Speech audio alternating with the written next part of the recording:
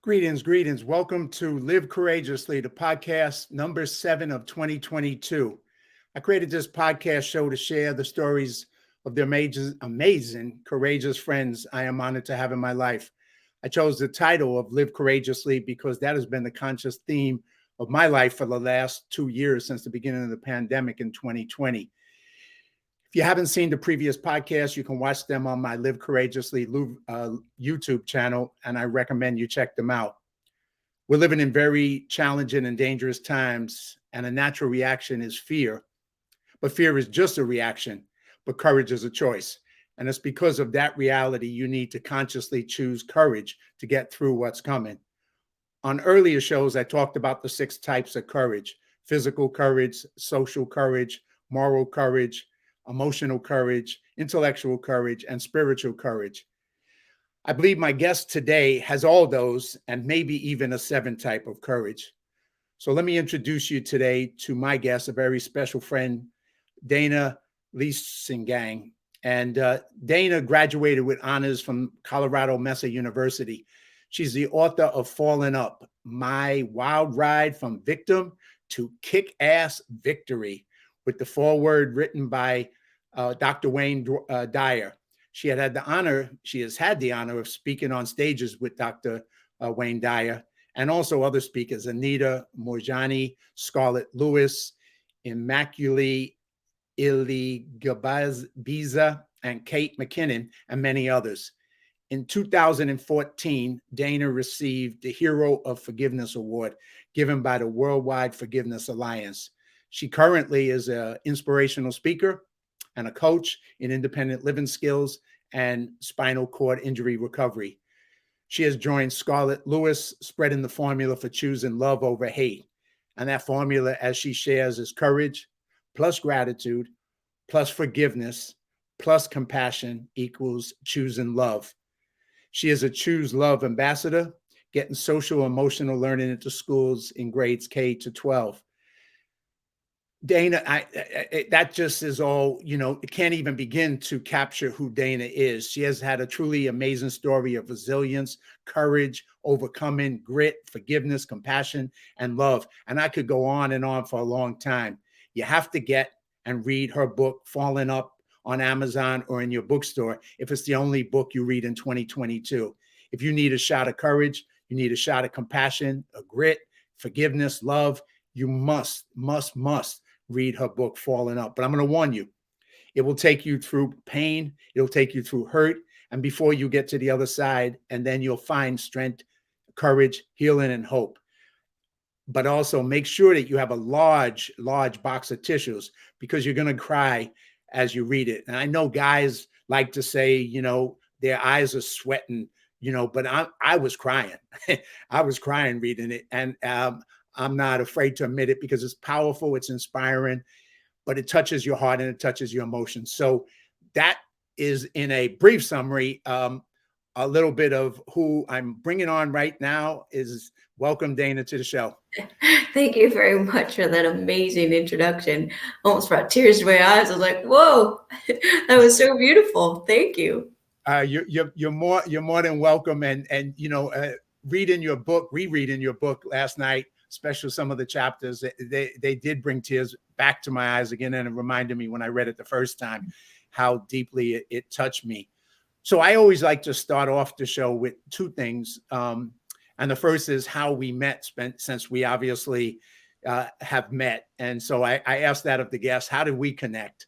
And then I also asked, the next question is, what does Live Courageously mean to you? But let's start with the first. How did we meet? How did we come into each other? We connected through Tony Rodriguez, and then you miraculously showed up out of nowhere at a Joseph McClendon event that just flooded my heart with joy to just meet you and see you in person. It was just amazing.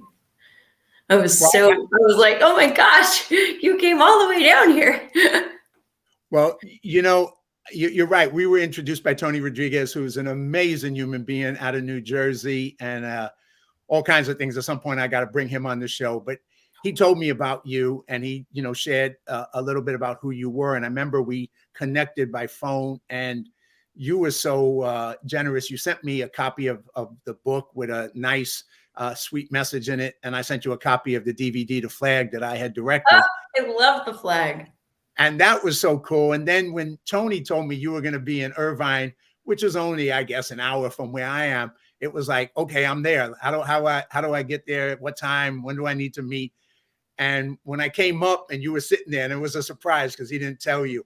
I mean, the look in your face was priceless. It touched my heart. You know, you just lit up. I lit up, and we had a chance to hug. We took a picture. Oh, so good. I'm going to show the picture. This is the picture. I cut out Joseph in the background. Joseph is a great guy and a good friend as well, but I wanted to focus on the three of us. And that's us there. So that was, it was so cool. And unfortunately, we didn't have a lot of time together because you were in the middle of the seminar with Tony.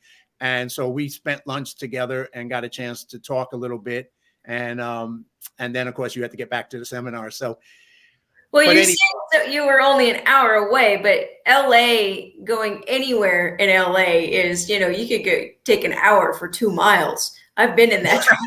An hour in a good day. I don't think it was a good day, but it was more than an hour. But yes, in LA, a 10-minute ride can be a 2.5-hour ride. So yeah.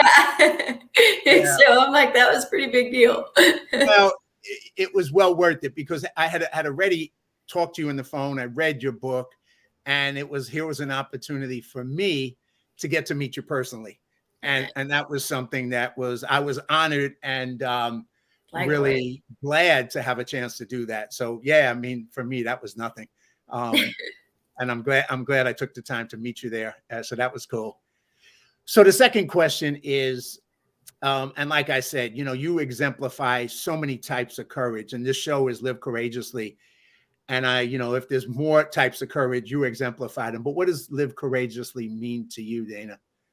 Living courageously for me means living outside the box. Don't let other people's voices come into you and keep you from living your dreams. And don't let not even your family. I'm like, everybody has an opinion of how you should be or what you should do. And then society has its parameters of what we're supposed to do. And during this pandemic, I'm like, we were supposed to just lock down and stay home, but live outside the box and be courageous and know within yourself that there's something bigger and it needs to shine. So allow your light to shine, I guess.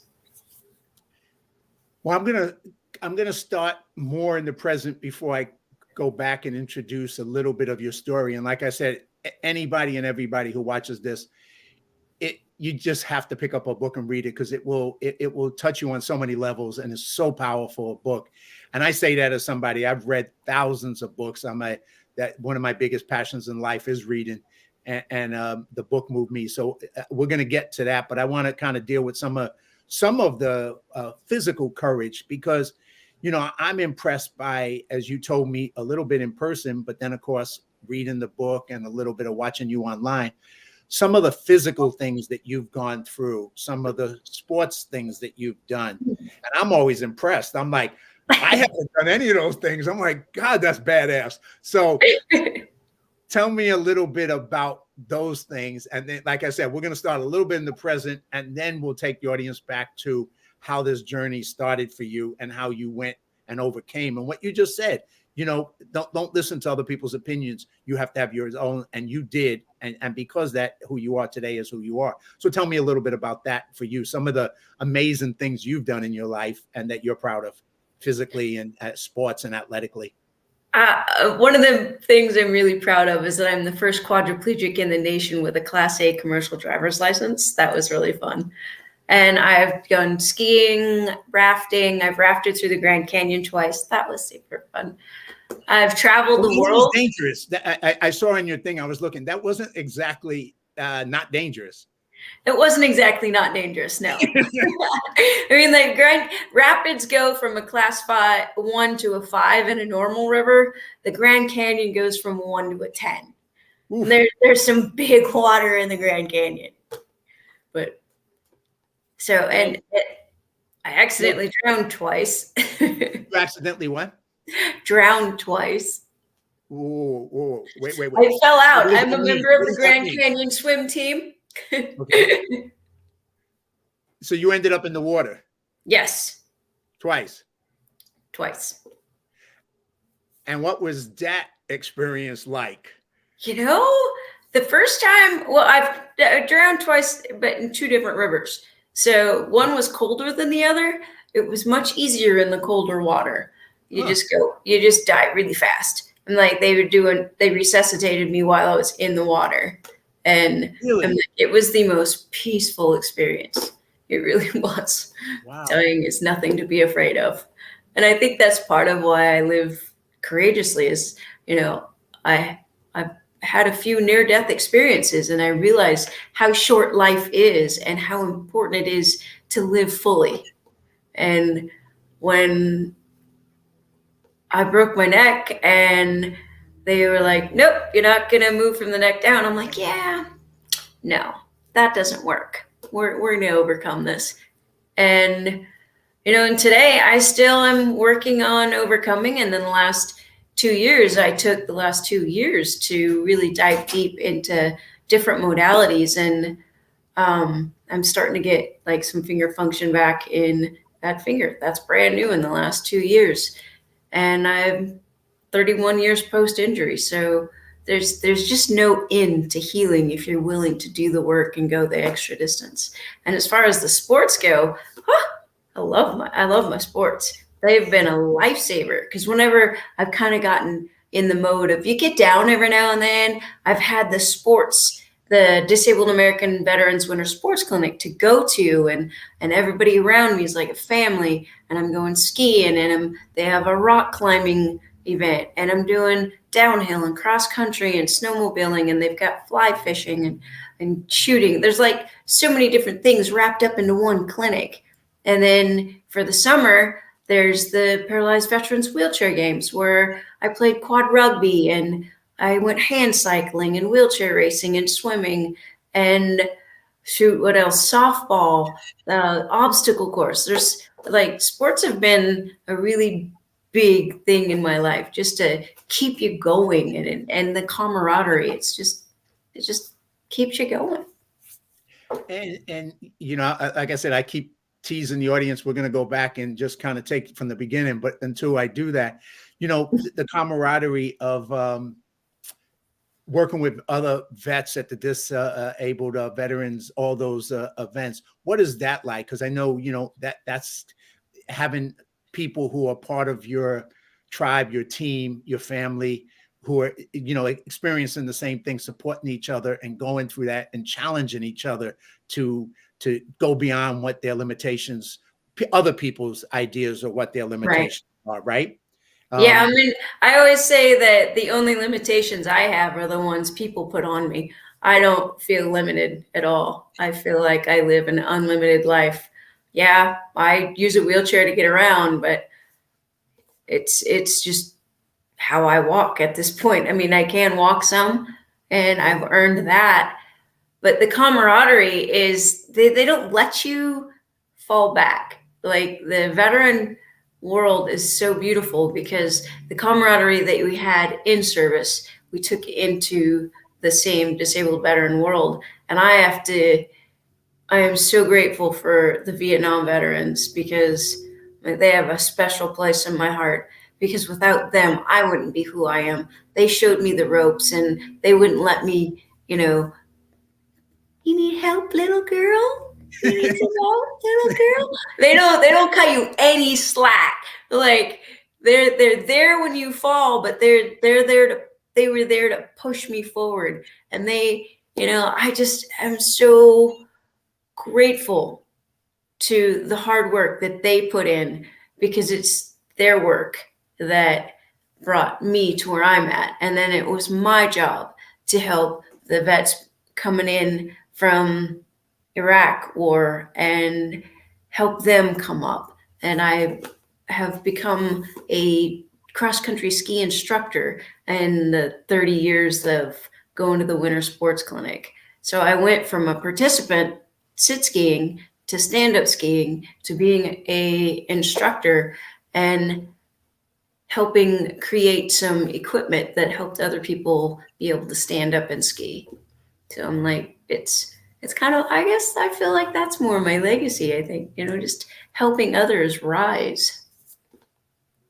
Well, all of what you just shared and all the stuff that you do without letting other people's limitations stop you.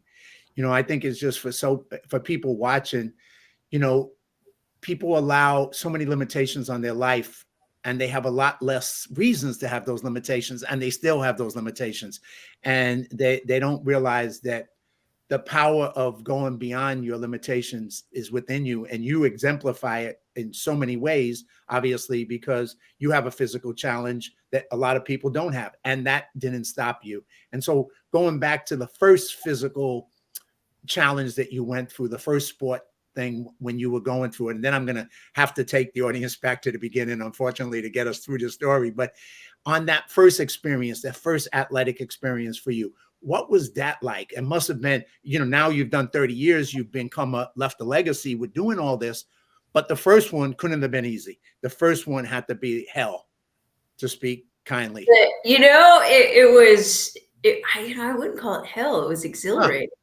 It was right, like, right. It was exhilarating. I'm like, I was paralyzed from the chest down and no hand function. And I was skiing. I was out there. I was so excited to be able to get on the mountain. So it was terrifying and it was challenging. But again, I was surrounded with joy and love and courage all around me.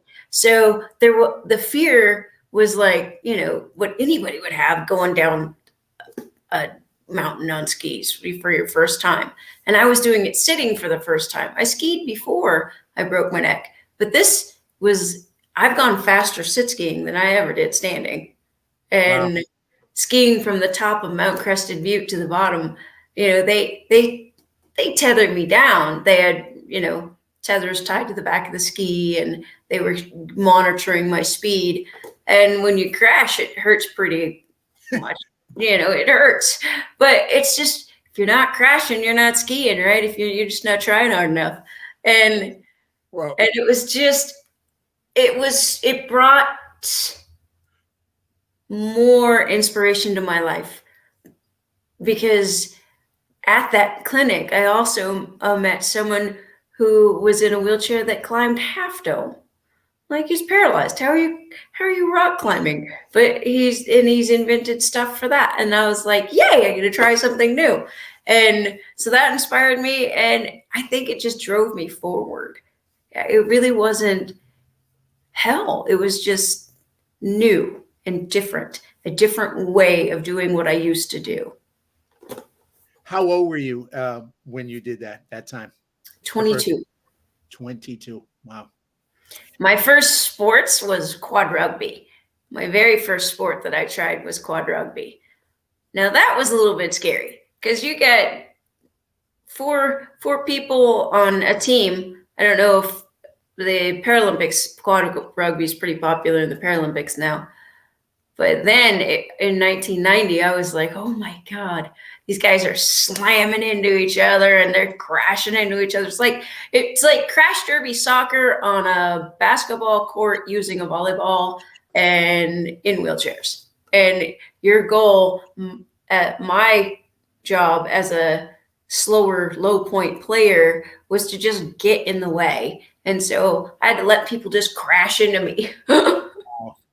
So that was a little scary. That was new. Let's put it this way. It sounds a lot more scary than bumper cars at the amusement park. That's for sure. Yeah, and I was the only girl for years. It was wow. the only female playing. Wow. And, so now I'm going to just say, take us through as little, as much as you want to take us back. Because, you mentioned being the first quadriplegic to get a Class A driver's license. So you're leaving legacies in sports. But how did you end up? You said 22 was when you first did that particular sports event, but you started out as a younger girl, at a woman, yes, as 18, joining the military. Yeah, I joined the military at 18. And that was the beginning. So share as much or as little as you want of that. And then like I said, we're going to move forward, because what I really want the audience to get is the power of who you are today as a writer, as a speaker, as an inspirer, as all these things, because that's what I think people need to learn from, is who you are and who you become, all because of your courageous will. But tell us as much of that, just to kind of give us a little perspective. Well, conveniently, this is Military Sexual Trauma Awareness Month. And I joined the Navy when I was 18, and 6 months into my tour, another sailor raped me, choked me out, and threw me off a 75-foot cliff. And it was Sunset Cliffs in San Diego. And I was left for dead. I had my neck broke from C1 down. I was paralyzed like Christopher Reeves in the beginning. And the doctors told my parents I wasn't even going to survive because there was so much damage internally. And I was in a coma and I had a brain injury. And they're like, and if she does survive, she's not going to be able to be very communicative. And so I overcame that bit, the first part of it. And when I'm on a respirator. When I woke up from a coma, I kept biting on the respirator because I wanted to breathe on my own. I'm like, if I have to be this way, it's going to be on my terms.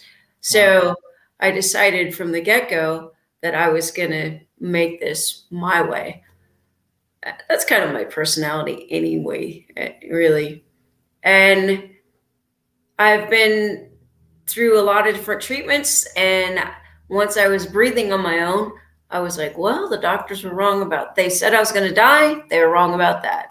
They said I would never breathe on my own. They're wrong about that. Then they told me you'll never be able to take care of yourself. 3 years in post-injury, they were wrong about that. I am fully independent, no nurse. I can do everything. I drive, I do all this, take care of myself just fine. And they were like, oh, well, you'll never walk. I'm like, watch me. And so 10 years post-injury, I took my first steps. And I've used skiing and I've used my sports to keep propelling me forward and to raise the bar for myself. And I don't know if you can see behind me, but there's an elliptical and a treadmill. And that I use those. And I've just not stopped, and I won't stop until I leave this chair. And then I'll do something new. I'll just keep going. I'll push that bar even higher. Maybe I'll climb Everest. I don't know. Well, all of that is just mind-boggling. I don't even know, for a guy, I'm speechless, which is unusual for me. But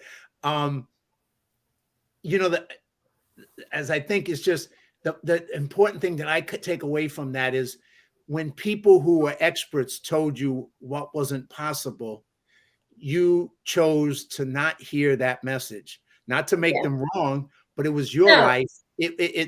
That's what they knew. That's what they believed. That was their limiting belief about that situation, given their experiences, maybe. But they didn't know you. They only knew what they knew, and you knew you. And you made a choice to not buy that message. And if you bought that message or you bought that belief that they had, you would have had a different life. I would say a very different. I would probably still be on a respirator if I had to listen to what their belief was and their medical, and they're amazing. The medical profession is amazing. I love them.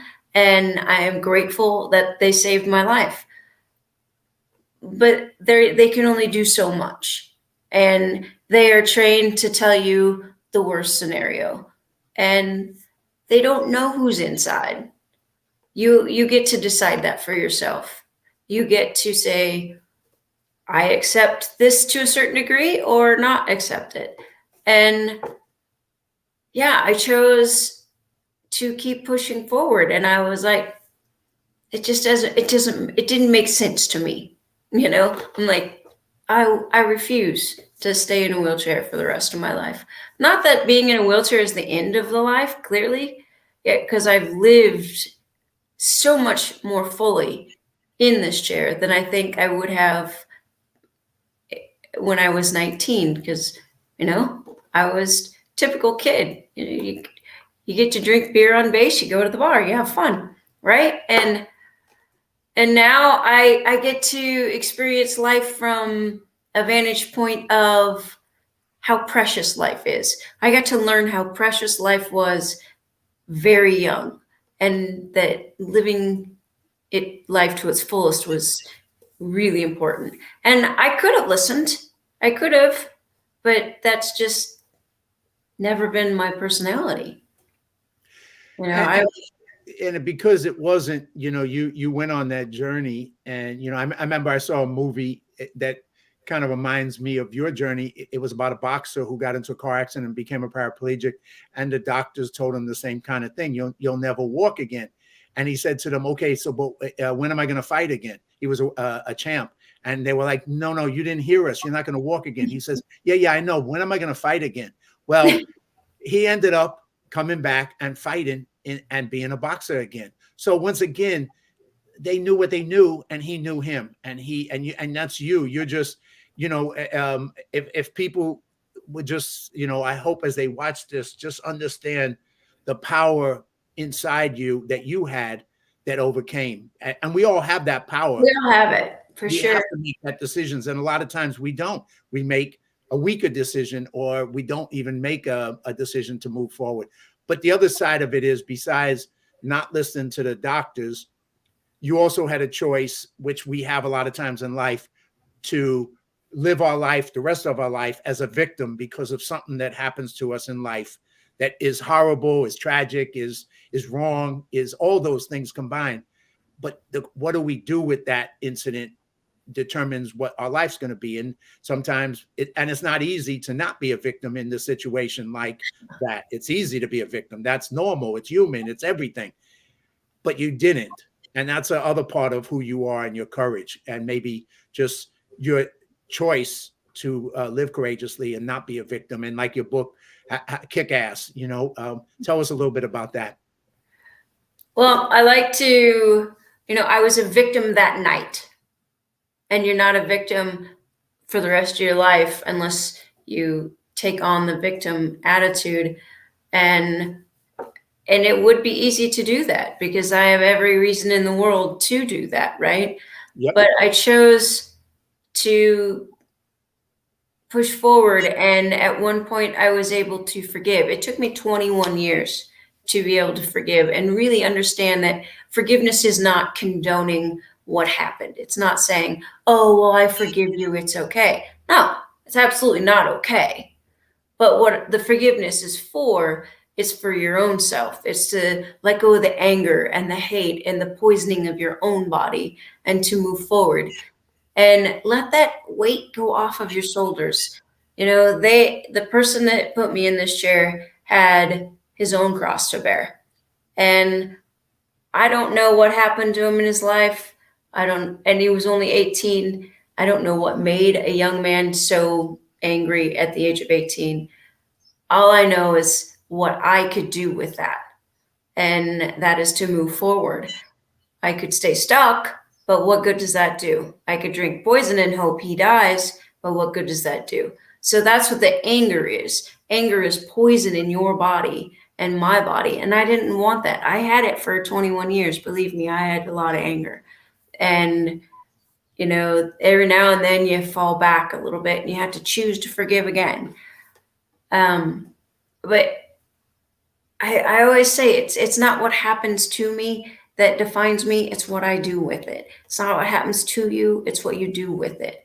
And I've chose to excel as best I can in my life and enjoy it. Go skydiving and scuba diving and raft through the Grand Canyon and drive an 18-wheeler. These are things that I would have done as an able-bodied person walking around. Why wouldn't I do them now? I just have to alter it a little bit and work a little harder.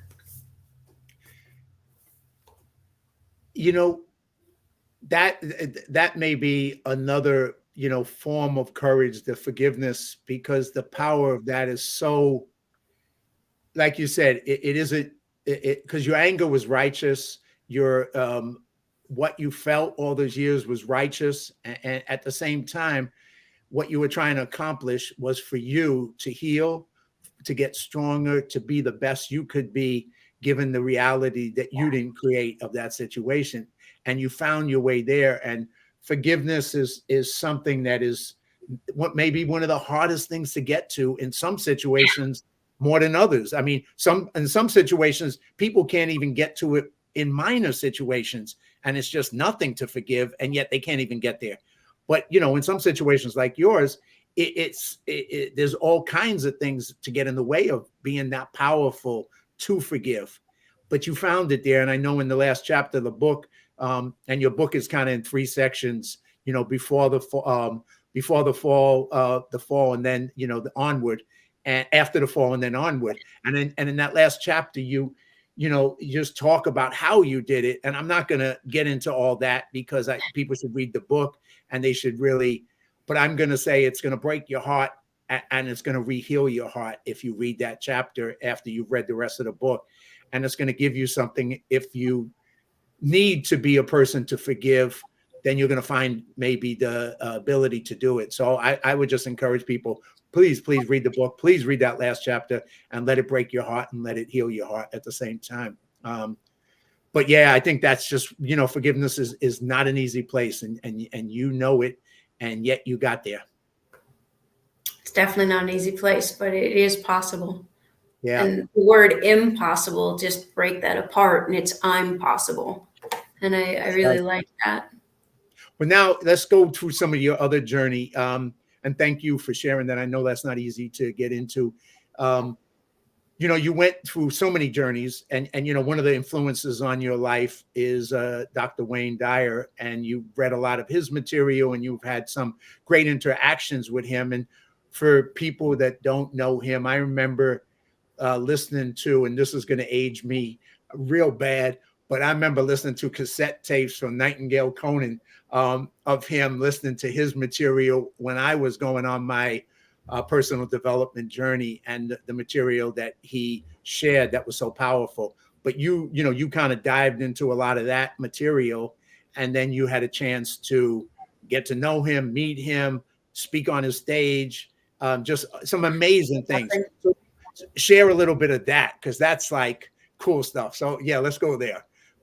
Yeah, Wayne was a huge element in my life when I had hit a pretty low point in my early 20s, and I didn't even know who he was. I went to a health expo in Austin, and everybody's like, "Oh, Wayne Dyer, Wayne Dyer, Wayne Dyer." I'm like, I don't know who this guy is. And I ended up at a bookstore about 2 weeks after this expo, and I was trying to figure out, I'm like, God, I'm in this marriage. Do I need to get out of this marriage? How do I get out of this marriage? And then this book falls off the shelf in front of me. It's called Manifest Your Destiny by Dr. Wayne Dyer. I was like, what? This guy again? And I'm like, all right. So I ended up reading his book, and I listened to his book on tape, and it changed my life right then and there, because I was like, this guy says I can manifest my way out of this chair the rest of the way. And I was at a point where I thought maybe I was going to end up staying in the chair forever. My God, is this it? Is this really it? And it came right at that right time to just give me that little extra oomph. I'm like, all right, he says I can do it. I'll do this. And it was that year that I was able to stand up and ski with, I had, braces on my legs and ankles, and I was like just moving my legs as much as I could, but I was doing it, and I was upright. I'm like, I went 10 feet, but I was upright, and so that was success. And then you fast forward that to, I think, 2010 or 11, in there somewhere, where I was kind of in another spot where I was feeling a lot of post-traumatic stress that, quote unquote, what happened to me didn't happen to me. And so how do I have post-traumatic stress? Because this didn't really happen. And of course it did. and I'm in Costa Rica and I'm having a hard time. I'm listening to I believe it from Ambition to Meaning, and I just kept re-listening to it and re-listening to it, and I'm like, I gotta thank this guy for all that he's done for me. And in that, he said he had chronic lymphocytic leukemia, and he was healing himself from that. And I'm like, oh my God, I got to meet him before he dies. So I immediately signed up for a trip to Australia and got on a cruise. And within days, I manifested myself at a personal dinner with him. And his daughter, Serena, oh, God bless her heart and soul, she wanted to put part of my story in her book. And I'm like, of course you can. And her book is Don't Die With Your Music Still in You. And that was one of Wayne's big messages is don't die with your music still in you. Wow. And I guess that's what I'm doing right now is You are sharing my music. But I met him and he's like, you need to go see John of God in Brazil. John of God has turned out to be not the greatest, but ironically, that was where I found forgiveness. And I came back and I said, Wayne, this is what happened. And he's like, you're writing a book. And I'm like, holy crud. This is crazy. I'm not a writer. He's like, don't worry about it. We'll get you help. And so he's like pulling me up on stage. He's like, you're a natural. And I have his hat to this day. It's one of my most cherished possessions. And I feel him still with me. You know, he would say, when I pass, when I go to the other side, just ask for help because I'll still be there. I'm just just think of it as if I'm just in the next room behind a closed door, but you can still talk to me. And so I use that quite often. And I feel like he is who led me to Tony Robbins' event, which led me to meeting Tony Rodriguez, which led me to meet you, which led us. I mean, it's like all these synchronicities and life happening for us, not to us. It's like so beautiful. And without Wayne, I don't think I would have come forward the way I have and shared my voice. I wouldn't be sharing my voice without Tony Rodriguez either, and without you and the courage to speak up about military sexual trauma. And you're always afraid that someone's going to blame you. And it always feels like, you know, there's in the back of your mind, had I done this, what if that? And like, why didn't I? And we try to think that somehow society still wants to say, well, what were you wearing? I'm like, what were you drinking? I'm like, no. So you get another bit of courage to come forward. And without my interaction with Wayne, I wouldn't have done any of that. I would have just kept my story to myself and moved on. And I have been chastised before as that your story is not yours to keep, it's yours to share because others may benefit. And that is my biggest hope. And for writing the book is that others will come forward, because the more we come forward, the more we talk about it, the more out in the open it is, the less it's going to happen because it's not as normalized within the culture. You know, they say we live in a rape culture. It's more of a rapist culture because it's the rapist that's committing the act. I mean, that's absolutely.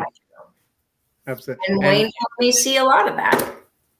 And in the, I believe it's the end of the book, the epilogue of the book, you talk a lot more about that issue of sexual and abuse and rape in the military, and you get into that deeper, so people can read that in the book. I think they'll get also some more understanding of that issue as well. But like you say, you know, you met Wayne and you manifested it, and it's kind of, the book fell off the shelf. And I years ago, I was at the GI Film Festival, and somebody dropped this term that I had never heard before about God's wink.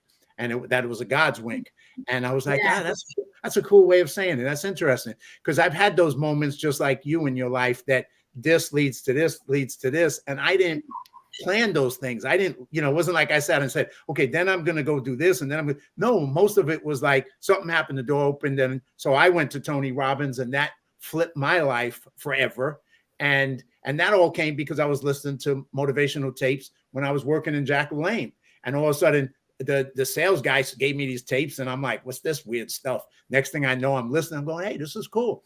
And so next thing, another door opens, and that leads to the kind of life I have today by going through that seminar, and then meeting Tony and meeting you and meeting all the amazing people that if I had stayed in the Bronx and stayed working in the post office on the midnight shift as a mail handler, I would have had a very different life. And the life would not have been this life. And I wouldn't have experienced all the things I've gotten to experience, because I went through those doors and said, okay, what's next? And then let me see what I can do with this. And then what's next? And, I think it's that we step forward in fate sometimes. And you definitely step forward into fate, into so many different parts of your life. And one of them is writing the book. So Wayne planted the seed.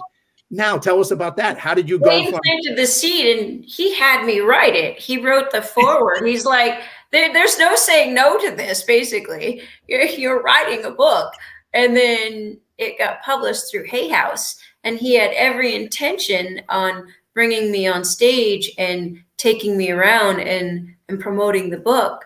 And he passed away in August of 2015. So that, that didn't manifest. And that's, I think, another perfect divine alignment in order to align me with the message of, it's not really about what happened.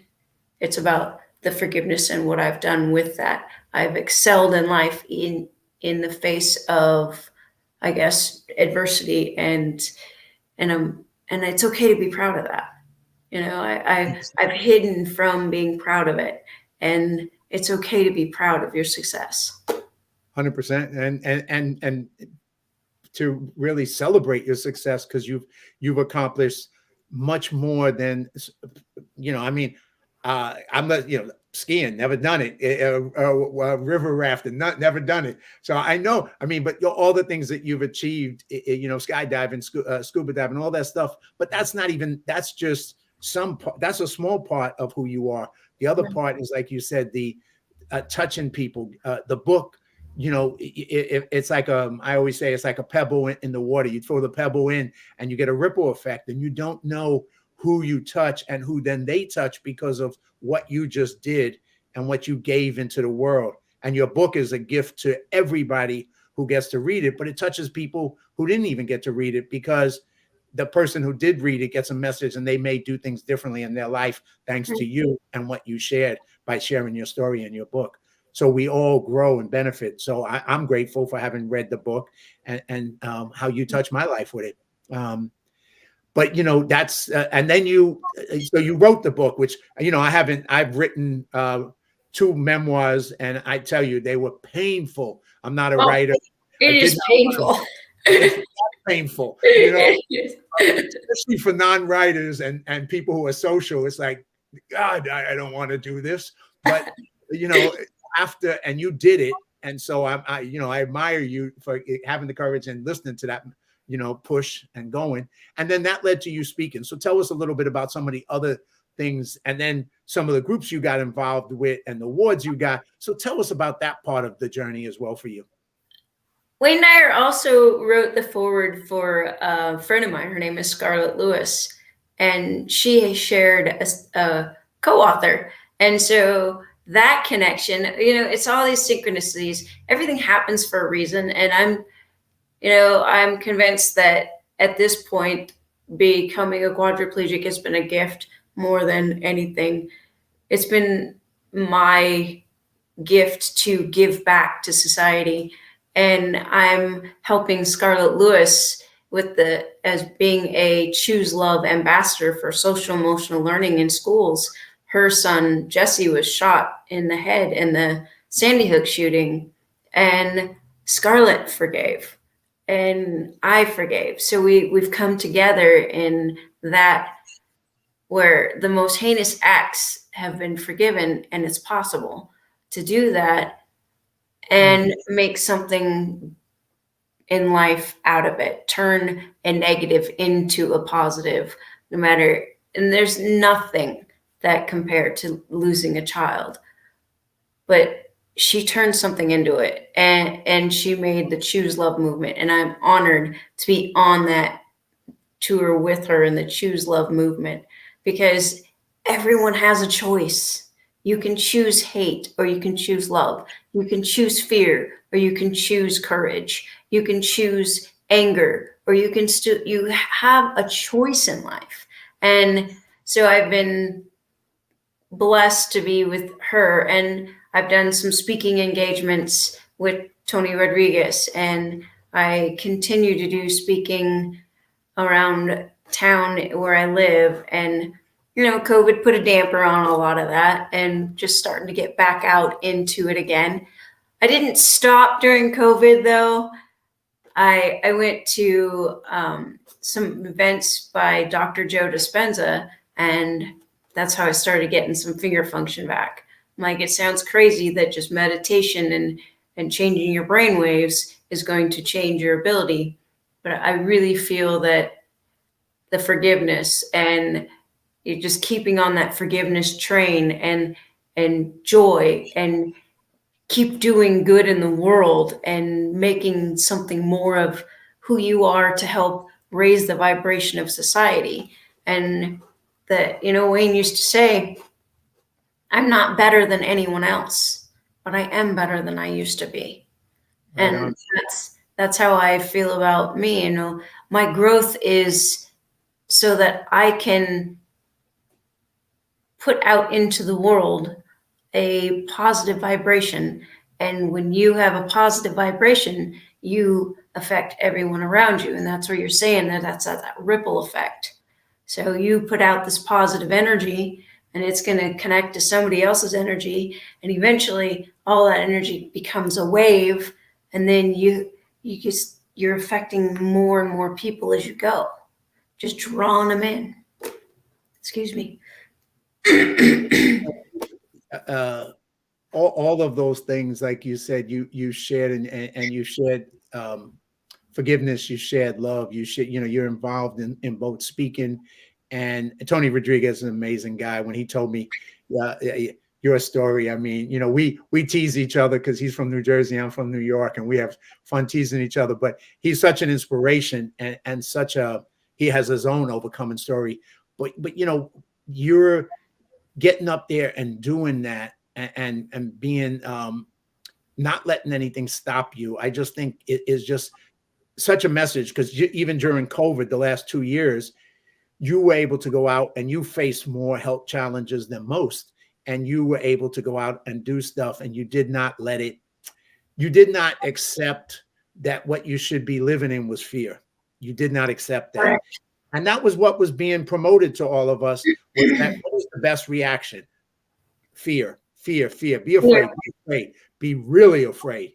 And that was what we were being sold as a product. And it's like, to me, I looked at it as like, growing up in the South Bronx, it's like heroin. Just because they reduced the price of heroin don't mean you should buy it. It's still heroin. So it's like, hey, it's cheaper heroin. Yeah, but it's heroin. Yeah, let's get it. Yeah, good luck. But, fear, whether it's free or cheap or, every 24 hours a day, it's not a product you should buy. It's just not a product we need.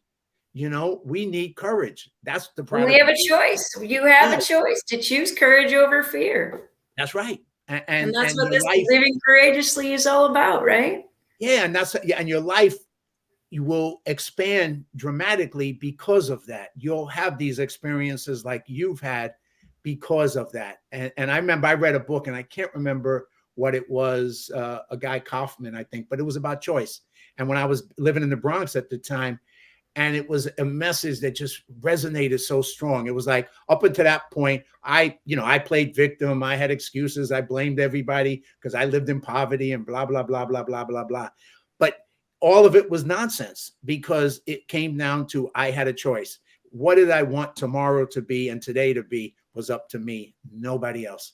And when I Right. realized that, I was like, wow, that's powerful. That's powerful. Because if I don't believe that, the alternative is I go nowhere. I stay in the same place. Right. Right. Absolutely. And so that's kind of what you did. You took that thing of choice.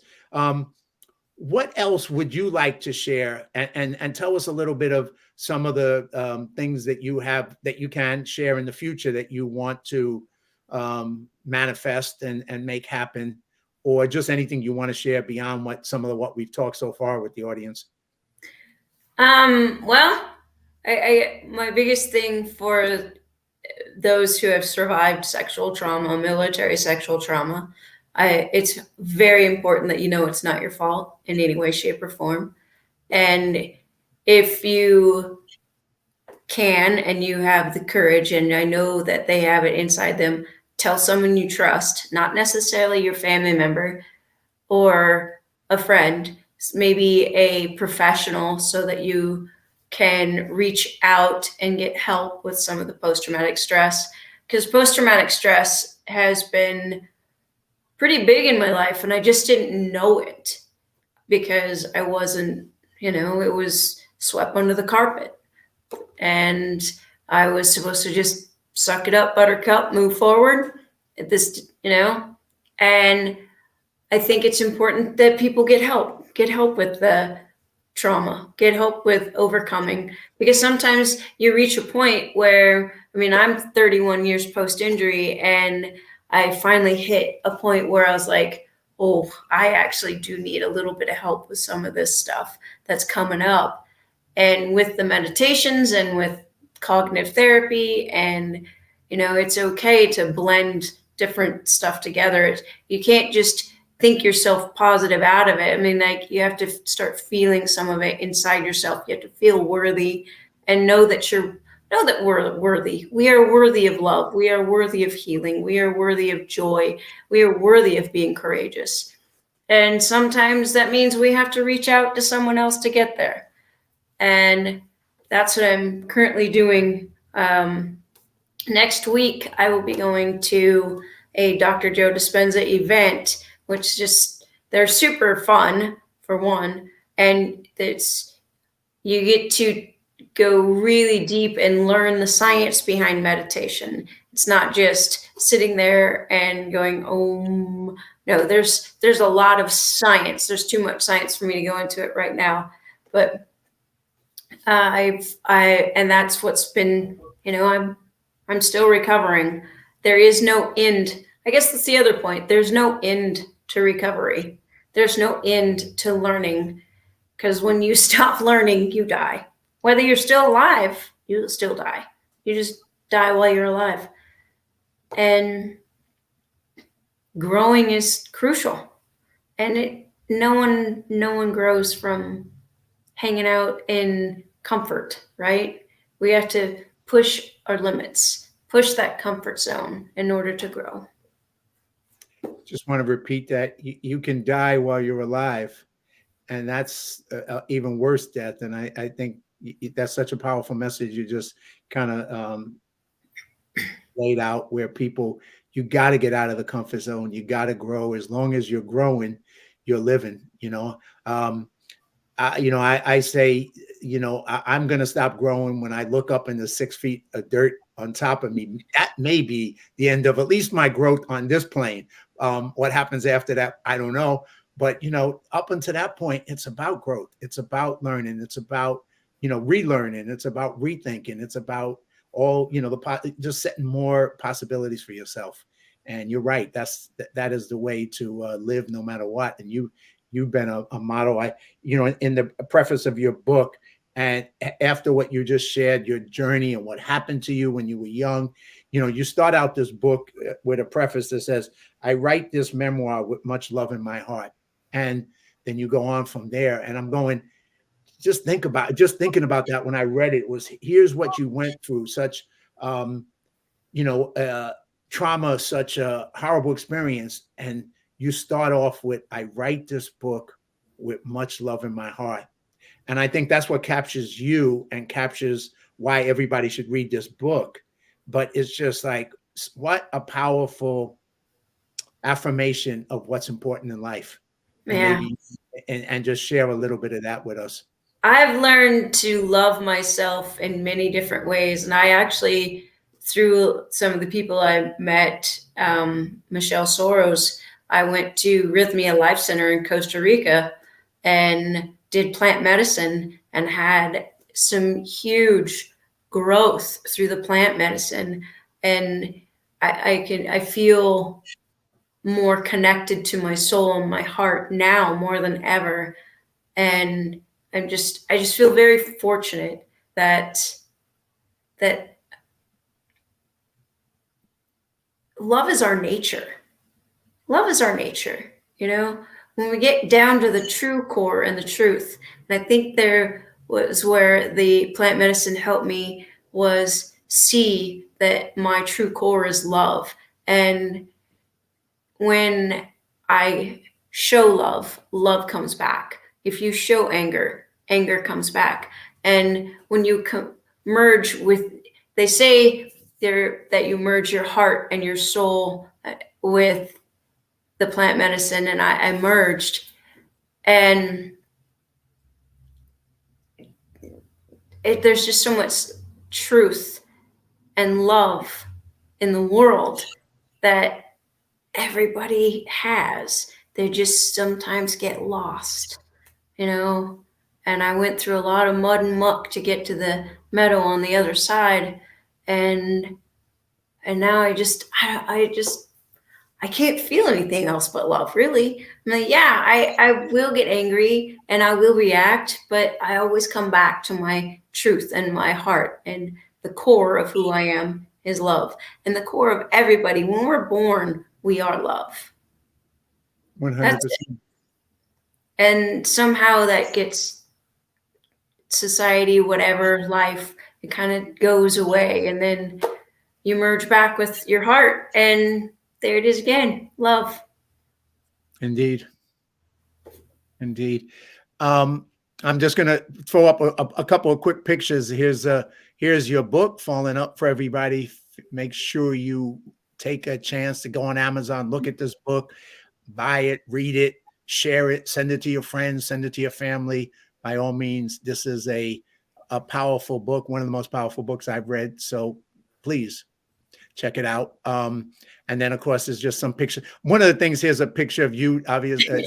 That is you, right? Yeah. That is me. And God, look at that in the background. That's just an amazing picture. That is the Colorado National Monument. Oh, really? And then here's another one of you. Hand cycling in Mount Crested Butte. And then here's another one with your dog, previous dog. Is this the first? No, that one's Jasper. This is Jasper. Okay. That's Jasper. That's my current little guy. That's your current dog. Obviously, your dogs mean a lot to you, and Jasper means a lot to you. And then this is just a beautiful thing she sent me with a picture of a dog. When Dana sent me the book. So that's just a little bit of, you've been on an incredible journey. I'm honored and blessed that God winked and put you in my life, and I had a chance to meet you in person and read your story, and now hopefully share it even further in the future, because I just think, we need to hear these messages so much more, and some people need to really, really hear it and hopefully impact them. And let me just see if there's a couple of people might have jumped on here, because thank you so much. Tony Rodriguez is on here, and I'm like, I'm ignoring him. He's making comments, and I'm ignoring him. He's gonna. Oh man, I'm gonna really suffer for ignoring him. He made a couple of and here's this one. We got to get this one up there. Dana is badass. That's a must from a good brother Rodriguez. So yes, he does sum you up, Dana, for sure. Then a few other people have just commented, and usually I'm on the comments, but this time I got so caught up in talking and listening to you. I like, oh God, comments. So this is Lena saying she loved the book so much. So yes, as did I. And then another a veteran friend of mine, a student of mine, just saying good afternoon and happy Palm Sunday. Good. Ken, he's a military vet of mine that I taught at film school. But anyway, that, it's been a great hour. And Oh my gosh, it went by so fast. I'm so grateful for you. Thank you. I'm like, it's an hour already. Come on, it can't be. So anything you would like to finish up with? Oh, and I just want to finish up another God's wink. I know at one point I connected you with a friend of mine, Eileen Gruber, who has an amazing story. She was one of the first people I interviewed on my podcast as well, who's been a friend for ages. And her overcoming story and just who she is. And she is a rock star. That's another badass. I love her so much. I'm surrounded by all these badasses. I'm like, is this some amazing people? Just some amazing folks. And you know what that makes you, Joan, right? That makes you a badass. Well, I just thank you. And I'm just honored and grateful that I get to have people like yourself in my life because, like I said, when I was a high school dropout in the South Bronx, I never expected to have this kind of experience in life. I never even knew it was possible. That just, to me, it was survival. If I could survive, that was cool, and then of course it went way beyond that. So, it was an honor and a blessing for me to get to where I am and to meet people like you and have you in my life. But I thank you. I thank you so much for sharing your story and coming on here. Thank you. Thank you so much for having me. It's such a blessing and honor. It truly is. Well, thank you. It's mutual. And whatever I can do in the future, we should stay in touch. And if I can, whatever I can do to support you and help with maybe some of the projects you have in the future, or hopefully we'll end up at one of these events together with Tony Rodriguez so we can give him a hard time and sure. mess with him a little bit, but outside of that, thank you so much. You have a fantastic time and thank you for coming on and being part of this. My pleasure. And everybody, please, I can't recommend it high enough. Please go get on Amazon, go to your bookstore, get the book, read it, share it with your friends, share it with your family, and, use this to live courageously, just like Dana's been an example of. There you go. Yeah. Hey, you got my copy. So definitely have a great one. You enjoy the next event you're going to. And I look forward to talking to you and hearing about that. And let's stay in touch more. All right. Thank you. Okay. Love you. Love you too. Much love. Take care. Bye. Wow. So that was, as I wrap this up, that was an amazing, powerful story. Dana's story is something that it has to touch your heart. It has to inspire you. It has to give you courage, compassion, love, forgiveness, grit. I mean, she just exemplifies all of it. And I just hope that if you have a chance to watch this, that you'll share it with your friends, share it on social media, share her book, Falling Up. What a message. She took this horrible experience of being thrown off a cliff to be killed. And instead of talking about falling down, she turned it into falling up. And she transformed her life, and she's transforming other lives with her book, with her speeches, and with all that she does in the world with people. So please check out Falling Up, check out Dana. And thank you so much, everybody, for being part of this. And if you watch it in after it's over, you can also go to my YouTube channel, Live Courageously, and all the last 7 videos will be there. Have a fantastic day and God bless.